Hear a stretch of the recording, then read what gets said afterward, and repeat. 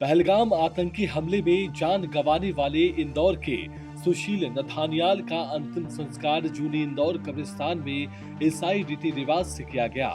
यहाँ परिजन, रिश्तेदार और दोस्तों के अलावा मंत्री तुलसी सिलावट, कांग्रेस के प्रदेश अध्यक्ष जीतू पटवारी, जिला अध्यक्ष सदाशिव यादव समेत कई लोग मौजूद रहे।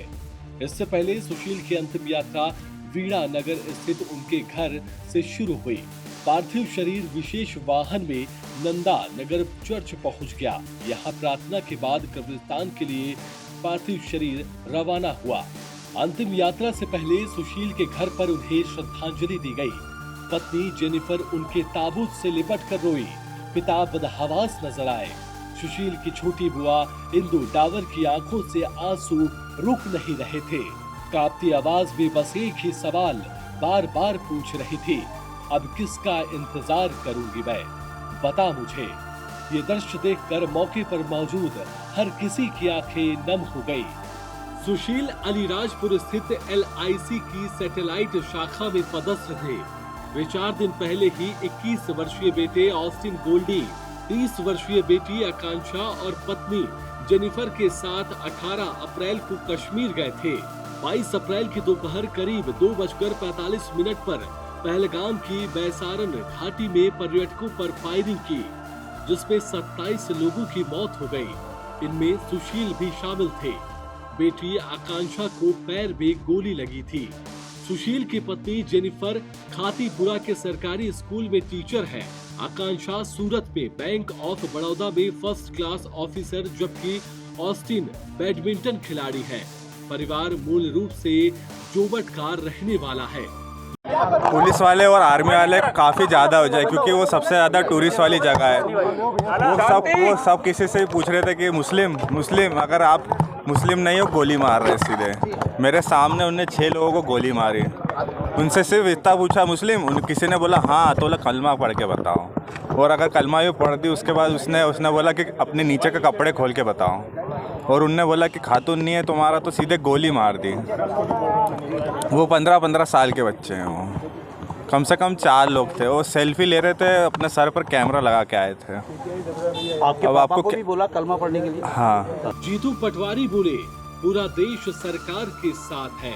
कांग्रेस के प्रदेश अध्यक्ष जीतू पटवारी ने कहा, दुनिया में भारत माता को चुनौती देने वाला कोई प्रहार होगा तो सेना और सरकार उसे नेस्तनाबूद कर देगी। पूरा देश एकजुट है, सरकार के साथ है। यह घटना भारत के खिलाफ बहुत बड़ा षड्यंत्र है। यह षड्यंत्र बहुत बड़ा था, भारत विरोधी ताकतों का था। जो कायराना हरकत हुई, मैं मानता हूँ पूरा देश एकजुट है, एक साथ है और सेना के और सरकार के साथ है। जिस तरीके से ये नफरती लोग, जिस तरीके की घटना घटी, ये भारत के खिलाफ बहुत बड़ा षड्यंत्र है। भारत देश की अस्मिता, भारत माता की प्राचीन इतिहास, भारत का प्राचीन संस्कार प्रेम, प्यार, मोहब्बत का है। एकजुटता से एक साथ रहने का है, एक दूसरे से प्यार करने का है, प्रेम का है, मोहब्बत का। ये नफरती लोगों ने मैसेज दिया कि इस करतूत से भारत में किसी प्रकार की नकारात्मकता आएगी। ये षड्यंत्र बहुत बड़ा था और भारत विरोधी ताकतों का था। जहाँ तक पाकिस्तान का सवाल है, पाकिस्तान ने कई सालों से इसी नफरत को पाला और खुद भिखमंगा हो गया। आर्थिक हालात चरमरा गए। वहाँ के लोग जीवन जीने में अपने आप को असहज महसूस करते हैं, दुर्लभ हो गया उनका जीवन जीना।